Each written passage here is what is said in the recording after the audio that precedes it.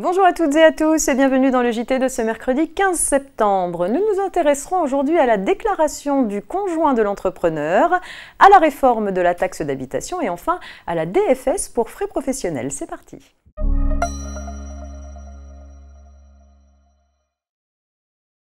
Le chef d'entreprise est tenu de déclarer l'activité professionnelle régulière de son conjoint ou partenaire pacsé dans l'entreprise et le statut choisi par ce dernier auprès des organismes habilités à enregistrer l'immatriculation de l'entreprise. À défaut de déclaration, le conjoint est réputé avoir exercé son activité sous le statut de conjoint salarié.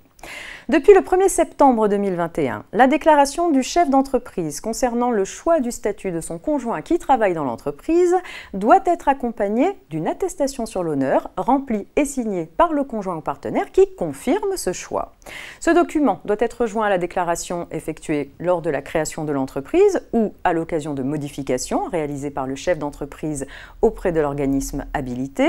Un récent arrêté détermine les informations à indiquer dans cette attestation dans laquelle le conjoint doit s'engager sur l'honneur à participer régulièrement à l'activité professionnelle non salariée de son conjoint ou partenaire pacsé. On trouve d'ailleurs en annexe de l'arrêté un modèle d'attestation.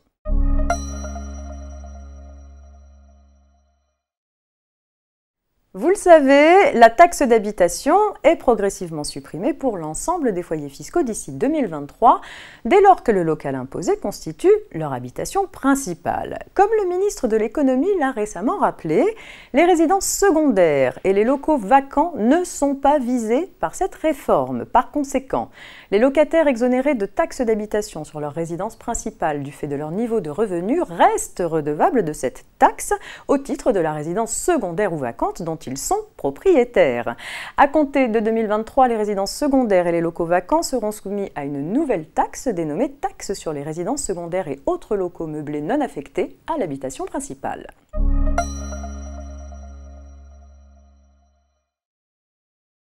Depuis le 1er avril 2021, l'employeur ne peut appliquer une déduction forfaitaire spécifique ou DFS que si le salarié supporte effectivement des frais lors de son activité professionnelle. Le BOSS prévoit également qu'à partir du 1er janvier 2022, l'employeur devra recueillir chaque année le consentement du salarié à se voir appliquer cette DFS lorsque la convention ou l'accord collectif ne prévoit pas l'application de la déduction forfaitaire spécifique ou que le comité social et économique n'a pas donné son accord sur ce point.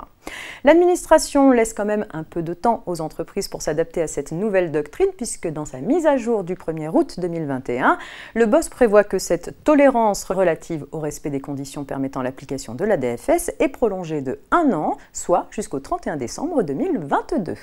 Fin de ce JT, très belle journée et rendez-vous demain.